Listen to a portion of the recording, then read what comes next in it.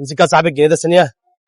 ايه يا عم خالد، ايه يا باشا ايه؟ بس بالراحه كده، مش تستاذن ولا ايه؟ باشا ما انا استاذن بس ايه بايدك بس، قول اللي انت عايزه بايدك. هاخد بس ايه، اخد واحده صغيره بالجنيه ده بس.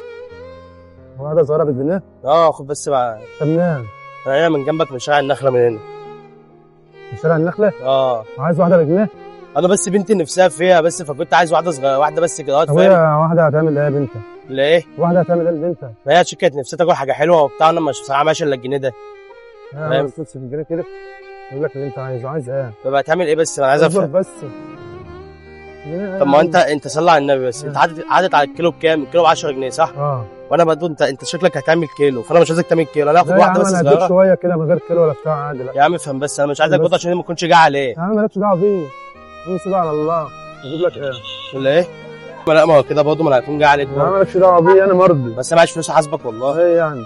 اي وقت معكش خلاص مش مشكله، سيبها على الله. طب انا بس انت يا عم هتعمل انا مش اصبر عارف. اصبر يا عم بقى. انا بنتك بنتي برضه، ما انا معايا بنت. انت بنتك عندها كام سنه؟ انا بنتي لسه 3 سنين يعني. يا بنت اكبر منها. لا ربنا إيه يعني يا يخليها عم لك. اللي انت عايز كلهم اهم للبيت. ربنا يخليها لك اهو. طب بص ده كل دمك كتير يا عم، انت لا عبيت لا العربيه يعني كلها. خلاص انا خلصت، ربنا كرمني والله. والله ربنا بص مرادين احلى طب مرادين. بص عشان كل ده كتير والله. يا عم ماشي بقى. اسمعني انت بس. بقى انت بقى اقعد مع البيت بقى، كلوا مع بعض. يا عم والله كل ده كتير، انت عبيت العربيه كلها. لا ما هو الكيسه ده كلها طب للبيت، وانت دي تسترزق للبيت. من ايه؟ يا عم بقول لك انا لا، ده انا جبرت الحمد لله، انت صباحك عسل.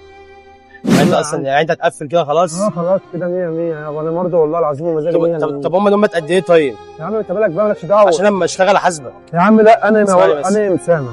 ما انا بص، بقول لك والله انا ما انا اقول لك على حاجه، فهمني بس. انت منين اصلا؟ انا هنا من جنبك من شارع النخل. طب يا عم ما انا من هنا من شارع عزام.